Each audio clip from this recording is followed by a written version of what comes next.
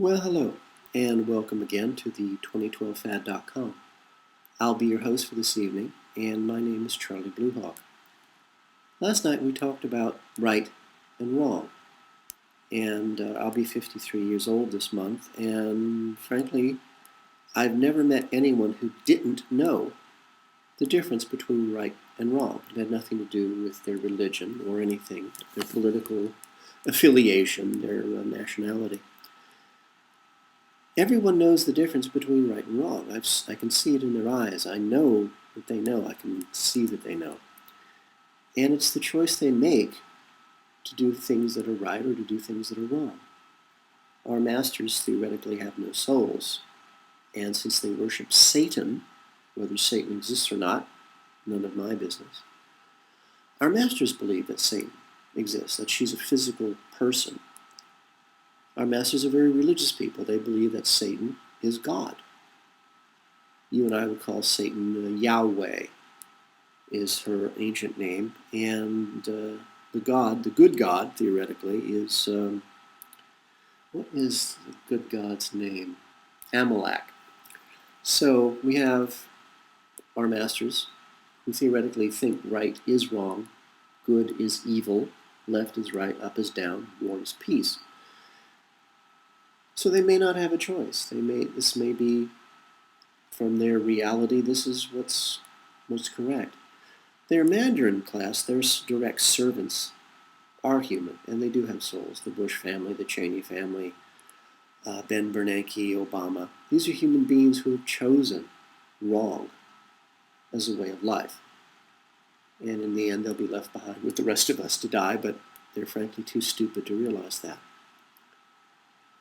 So tonight I thought I would tell you a Betelgeuse fairy tale. And I call this a fairy tale because I'm pulling information from a lot of different sources. Some of them are me, some of them are people I've never met.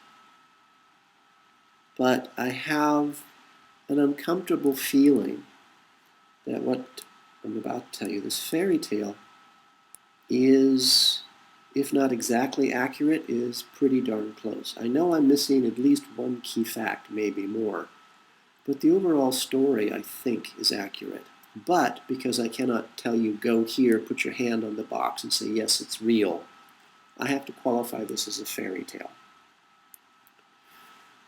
It begins with a series of very bizarre articles and even more bizarre denials of the explosion of a star we call Betelgeuse. The English, for some reason, call it Betelgeuse. I like the English way better, frankly. Now, if I recall, and this I'm not accurate on, I don't think, I believe that Betelgeuse, the star, is 524 light years from us. I think it's that. You'll have to look that one up. I'll tell you right now, I can't remember. It's a long way away. Now, Betelgeuse, if it did explode, and we're just seeing it now, means that this star exploded 524 years ago, because a light year is the distance that light will travel in 365 days. Light travels both as waves and particles and at different speeds, but we'll just leave that for now, and we'll give it the general speed of 186,000 miles per second. So light travels pretty fast. So Betelgeuse, for you and me, is a long way away. It's a long walk for us. What caught my attention, because I frankly didn't care, what caught my attention in the back of my very slow, dull-witted brain was the fact that all of these articles of Betelgeuse exploding were immediately followed by tremendous amounts of media hysteria denying that Betelgeuse had exploded. And again, frankly, I didn't care one way or the other.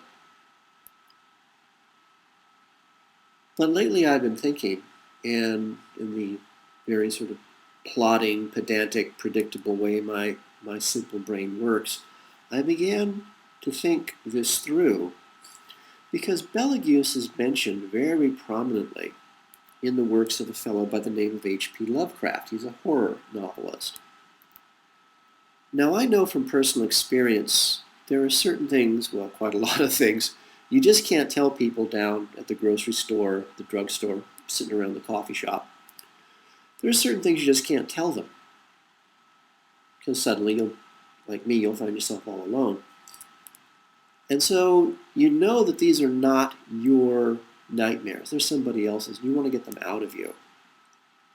So what do? Well, what I did is I started reading books because I was tired of these nightmares because, frankly, these were not my nightmares, and I was really tired of carrying around someone else's burden. And I certainly couldn't tell these stories at the local coffee shop, or I'd suddenly find myself very unwelcome. These real-life encounters for this fellow H.P. Lovecraft must have been horrifying beyond imagination. And I'm only guessing, but I'm guessing he wrote these things and made them sound like fantasy, horror stories. This is something you can do on your own. You can read the works of H.P. Lovecraft through, a couple of them. They're basically all the same. They talk about monsters, huge, monstrous creatures miles long, that are basically giant diseases that roamed the universe millennia beyond millennia ago. And they were finally defeated by something he called the Elder Race. The Elder Race were giants, physically giants. He described them as being cyclopses, one-eyed giants. Very, very good, very, very kind, very, how do I say this? They had the mentality of engineers. They were very practical people. They saw a problem, they came up with a solution, and they just basically used brute force to solve problems. Because in their point of view, from what I can tell, you see a problem, you solve it, it's solved permanently.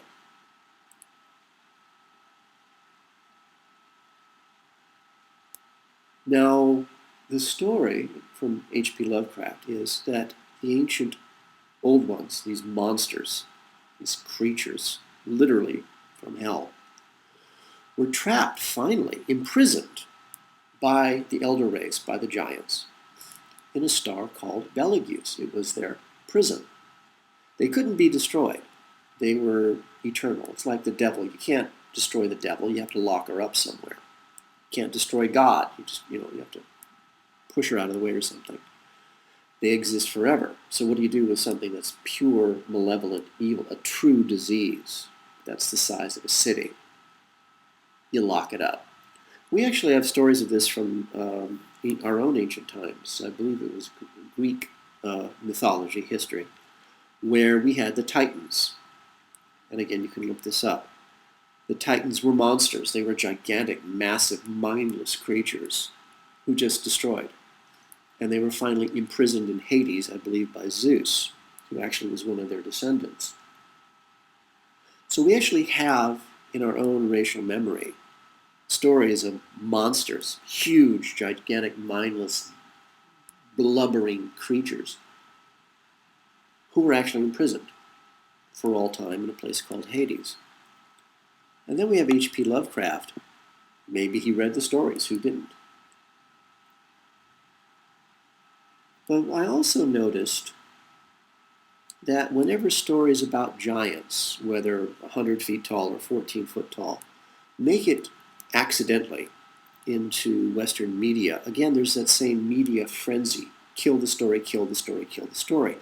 There was a story 2 years ago, I think now, from China, where the Chinese had found 14-foot tall people, their burial chamber. Obviously, they were royalty. They were, done up in royal stuff, crowns and things. But they were 14 feet tall. And from the remnants of the corpses, they were white skinned with red hair. Another theme in our history. Now, Native American people have known about this forever because they have stories to this day of a race of giants, 14 feet tall, red hair, pale skin, who were, they were monsters. They were some sort of degenerate form of giant, and they would regularly raid on the Native American villages, stealing women and children and, I was going to say cattle, buffalo, and would eat them. And the Native American tribes actually finally banded together and wiped them out. Apparently they were not very bright. But I note that whenever stories about giants manage to leak into the newspapers in the West, there's an immediate gibbering madness of the media to crush the stories. And that's the only thing that got my attention finally about the blowing up of Betelgeuse blowing up and then media frenzy to say no, it never happened. I don't know if it's true or not. This is just a fairy tale. I then also noted that Western scientists are finally getting around to believing and understanding the concept that the universe that you and I live in is actually inside of a giant bubble of energy. The entire universe, millions, billions of galaxies, of which you and I live in one, make up the universe. And this universe is inside a bubble of energy of some kind. Now, the same Western scientists are also now finally admitting something that Eastern philosophy has known for 100,000 years, that multiple dimensions exist in this bubble. Basically, it means that you and I exist in 10 different forms at the same time in the same physical space. We're all a little different because in each of these different realities, you and I have made different decisions. But we're sort of basically kind of the same. We're in that sort of range of different realities. There's also stories of some monks, actually, who discovered a way of recording sounds that happened in the past. That's interesting. So I guess the simplest way to describe the universe where you and I live is a record album, good old-fashioned 33.3 LP vinyl on a record player. And it used to be you could stack 5 or 6 or 7 of these record albums on top of each other on the spindle, and the machine would automatically play each record one at a time. So imagine each dimension, each reality where you and I are living at the same time in the same space is a record album. And you're laying them one on top of the other on the record player. And the only way we know where we are in time and in space and in dimension is when the album that you and I exist on drops onto the plate and begins to spin, and the arm of the record player lifts up, swings over, and the needle touches down on the album. That would be the album, would be the reality you and I are living in. The record would be this reality. And each of the grooves in the record is a moment in time. So if you could somehow lift yourself up out of that groove on the record album and look over to the next groove, you could look forward or backward in time. And if you were really spunky, you could jump over the groove and move through time as well. A lot of information, sorry about that. But that's basically, as far as I can tell, the simplest way to describe the universe where you and I live.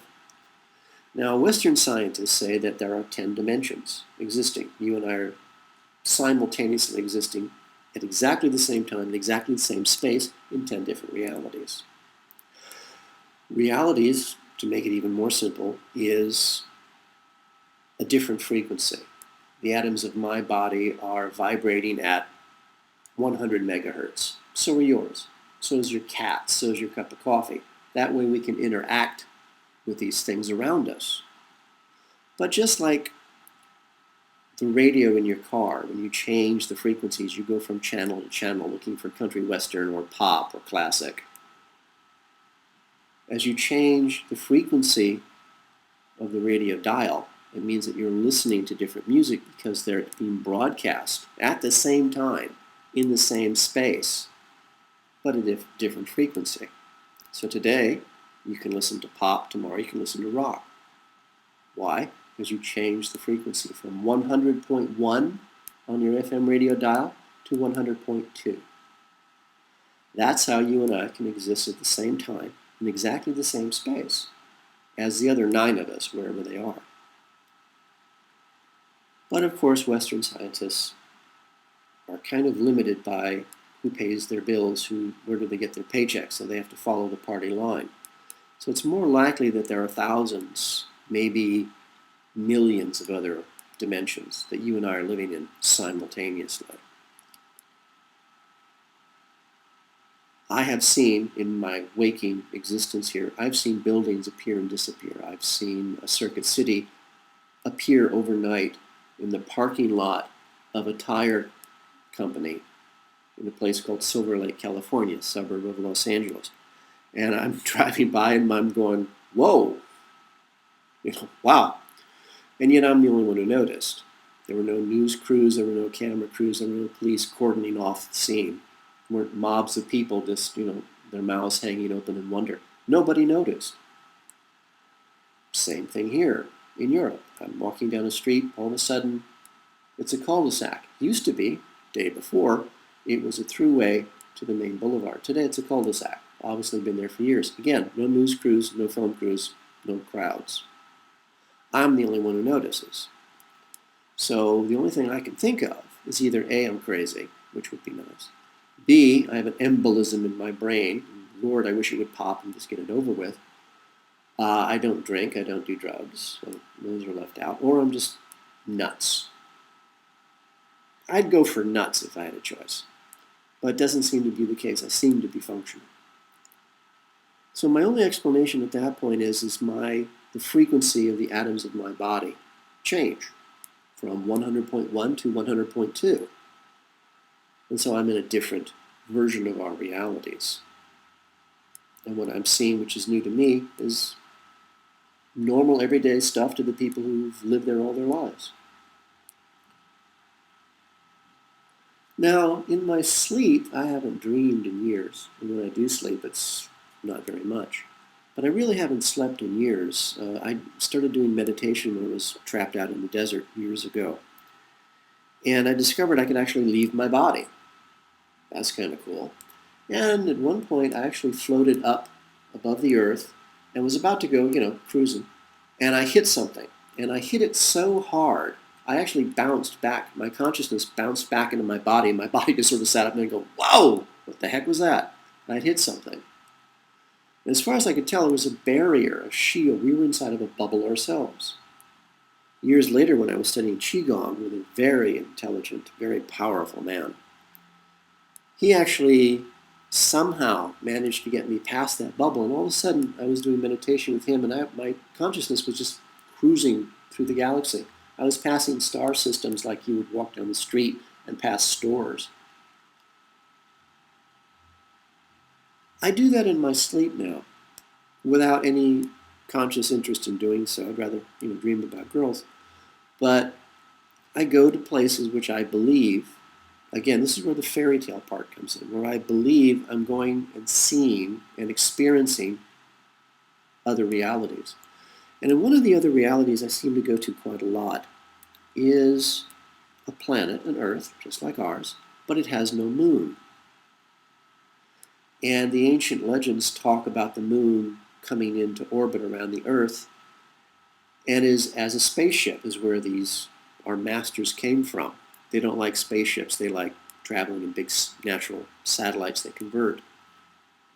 Our moon is very interesting. They call it tidal lock, which is just a euphemism for saying they have no clue in hell why. Our moon is in perfect synchronous orbit with us, where we only see one side of the moon ever. It's I'm not a mathematician, but I'm guessing that it's mathematically impossible to get two naturally occurring objects in nature to sync up like that. But on this other reality where I go, and it must be way, way up the chain somewhere because it's us, but it's really different, there is no moon.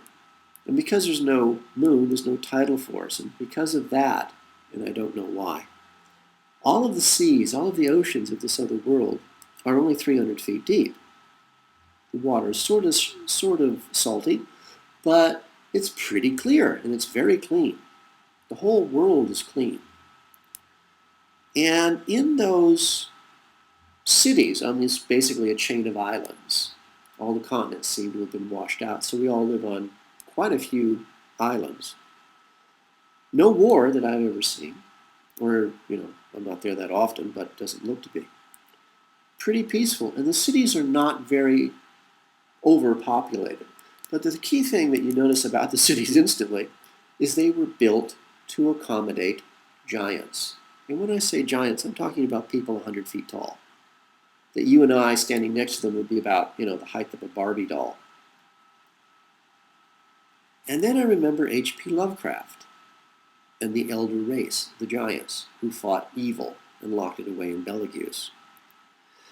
And I look at these cities, and these cities were obviously designed to last forever.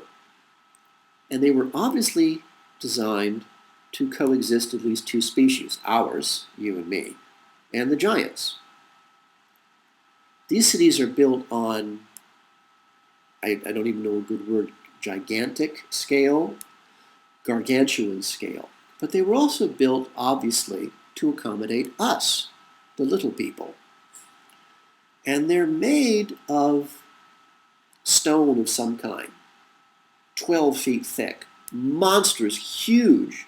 You and I standing under the roof of one of these, you have your own environment, you have your own ecosystem inside these buildings, but they're obviously made to last forever. And they obviously have been here a very long time. And they're self-sustaining. Fresh water comes in, it's hot and cold, there's electricity, wastewater is pumped out. Everything is done automatically. And I've seen in these cities, universities, schools, human beings, you and I, shopping malls, gardens, and the entire city has the effect of not artistic. It was made obviously by engineers. Brute force gets the job done. End of story. No artistry was gone into this, but it was obviously made to protect us from event to event, because from the look of these buildings, it looks like they've had a lot of lightning strikes. They've had a lot of weathering. And as we've chatted about in the past, when the dead brown dwarf star passes between us and the sun, since the universe is electrical, there's going to be electrical interference, there's going to be electrical discharge, lightning, planetary lightning. And in every civilization on this planet, you go back to the old cave paintings, and it's very clearly depicted that there was lightning like rain, or lightning that was so continuous it looked like rain, leaping from planet to planet. You look at pictures of Mars, and you can see huge, I don't want to use the word monstrous over and over again, but you see these massive scars on the face of Mars that could only come from an electrical scorch of, forgive the expression, biblical proportion. So what's different between the reality where you and I are right now and this other reality I seem to see and go and visit? And I came back with some really cool designs for a in-the-kitchen wood-burning stove/oven, which is really cool, and I'm going to build that whenever I have a home again, because the design is wickedly cool. But they're just people living. But the point is, what's the difference between the giants who built that city for themselves and for us to coexist, and the giants in this reality? What's the difference? The moon. If our masters came here on the moon, they didn't come to the other reality because there was no moon. Why would anyone care if you publish pictures of giants or the skeletons of giants and they're fake? Well, it's a fake picture. Who cares? I've lived in Photoshop for years. I can do any of these things. No big deal.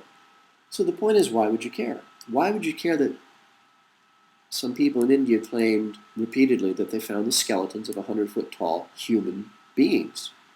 Who cares? If it's a Photoshop fake, who cares? But the hysteria of the media to denounce these discoveries sort of, again, gets me thinking. Our masters are cowards. Excuse me. They're bullies, they're thugs.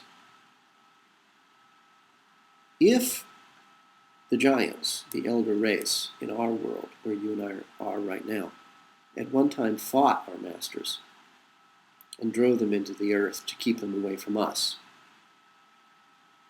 they saw our masters as they truly are, cowards, gibbering, just sobbing, wetting themselves in fear. So the masters, our masters, have two problems. One, they were defeated at one time, and two, they were seen as they truly are. For some reason, a majority of the giants left our world, the elder race, and went to fight a much bigger battle. Because, like all businesses, there is a hierarchy, and our masters, I'm guessing, are at the lowest rung of the management chain. They're like junior management at best, always seeking through backstabbing and lying to elevate themselves, as our masters plan to do with their harp weapon, lure their god, their Satan, to earth, trap her here, hoping to destroy her. That should be fun to watch. And taking her place as the devil, raising themselves up to be gods. Well, good luck with that. Can they do it? I don't see how, but that's their plan. Good on you, they got a plan. So why would our masters be so obsessed with crushing the stories of Betelgeuse exploding and of giants? Well, maybe, as all junior management is, they're terrified that the boss will find out how badly they've screwed up. Oh, by the way, you can actually do a keyword search on the internet, out of place artifacts, 4 words, out of place artifacts, and you will find a piece of rock, which originally was just wet sand next to a riverbed, where there is a human footprint, identical to you or me, actually a series of them, crisscrossing the footprints of dinosaurs, fairly large ones, crisscrossing the footprints of giants. In this case, people with a stride of 12. From their stride, they could tell they were 12 to 14 feet tall, the women being about 12 feet tall, the men being about 14 feet tall. You can look this up on the internet, out of place artifacts. So yes, there were giants in this world. If our masters are so terrified of the knowledge that Betelgeuse exploded 524 years ago, that means, like all junior management, they had to report to somebody. So I'm guessing that you, or the elder race, the giants, could imprison the ancient old ones, the slavering, gibbering, mindless, killing diseases that are miles tall. You could imprison them, but you couldn't actually stop them from communicating. Which gets us back to the other fairy tale, that our masters are reptiles, reptilian, that our masters are possessed, their souls eaten, and possessed by fallen angels, which gets us back to the old Christian story, and it's also a story you find in the Bhagavad Gita, of gods fighting each other.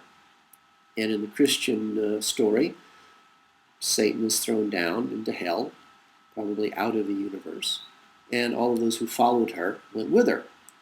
But being, kind of bitchy, she decided to continue the war from outside our bubble that Western scientists have finally admitted exists. So God, in her infinite wisdom, shifted her lover out of this universe into another one, out of this bubble.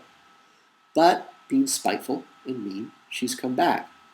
And she is remotely controlling through her minions the reptile people. Don't laugh too hard, because you and I actually have reptilian DNA in us. And this is also something you can look up. Look up the stages of development of the human fetus, and you will very clearly discover that during the gestation of the human fetus inside of the womb of the mother, we go through a purely reptilian phase. Now, look up the same studies on apes, monkeys, chimpanzees, and the development of fetuses. They don't have that. You and I are more closely related to reptiles than we are to monkeys. There's something that'll make you sick to your stomach. So who are our masters reporting to? Well, there must be an intermediary communication, corporate communication, between the junior management, our masters, and Satan, Yahweh, wherever she is. it makes sense that her direct servants would be the ancient old ones, the things that H.P. Lovecraft wrote about, Cthulhu, and all of these gibbering, mindless, hateful creatures. Probably Satan's first attempt at creating life on her own. Nice job. It also would explain why today junior management in the Satan Corporation, actually the UN calls it the Lucifer Trust. They had to change the name to the, I forget what they changed it to, but it used to be called the Lucifer Trust at the UN. Look that one up. That'll slay you. It would explain why our masters are also obsessed with creating grotesque forms of life, combining and recombining DNA with humans, pigs, sheeps with spiders. The chupacabra, if you look that one up, and I don't remember how to spell it, sounds like one of these horrific experiments. So junior management does what every junior manager does in a big corporation. They emulate the boss. So Satan, in her infinite unwisdom, created the ancient old ones, these gibbering, slobbering, mega creatures that are just basically diseases miles tall. She probably also converted a few people of their own free will to her cause. People who can't actually be here either, which might be the fallen angels. And the fallen angels are probably the ones giving orders to the quote-unquote reptiles, our masters, junior management. Again, this is just a fairy tale. Just a fairy tale. We're sitting around the campfire, making s'mores and discussing wouldn't this be weird if, and hoping to God we're all wrong. I know I'm missing something. I just can't figure it out. But I know that the dead brown dwarf star is pretty much moments away. I know that massive happenings are going on in the South Pole. So we all do. You just look up Antarctic expeditions, and you'll find on the web, and you'll find some real interesting stories that make absolutely no sense. My concern is the fairy tale I just told you is pretty close to what's actually happened, which means you and I have to rethink everything we know. The war between God and her lover, the devil, between Amalek and Yahweh, was real. If it was real, not only are we still caught between two girlfriends, two lovers having a spat, and we're the children having to, choose which parent we want to go with. It's actually more than that. You and I have been on this planet for 2.5 billion years. It's time, way past time we grew up, which means that we're part of the war.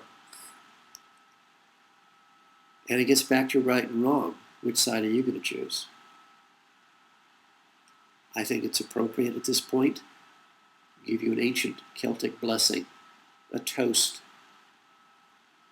a hope for a friend or for a beloved stranger. May you live as long as you wish. May you love as long as you live. For the 2012fad.com, this is Charlie Blue Hawk.